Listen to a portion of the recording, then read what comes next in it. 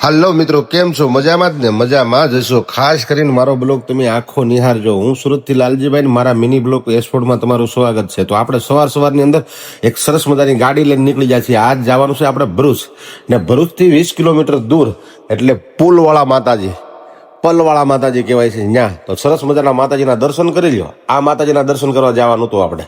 ને આ માતાજીની એવી ખાસિયત છે, તમારું કોઈ પણ અટકેલું કામ હોય ને એકવાર આ પુલવાળી માતાજીનું નામ લઈ લો એટલે જરૂર તમારું કામ પૂરું થાય. એવા એક શક્તિ ને ચમત્કારી મંદિરના તમને આજ દર્શન કરવાના છે.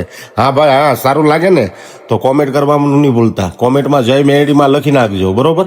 તો ખાસ કરીને ચાલો હું તમને આખા મંદિરની વિઝિટ કરાવી દઉં, માતાજીના દર્શન કરાવી દઉં. સરસ મજાનું જો આ માતાજીનું એક માથે મંદિર છે, અને આનથી એક નાનું એવું મંદિર છે ને ભાઈ, આ જો આ નાનું મંદિર છે.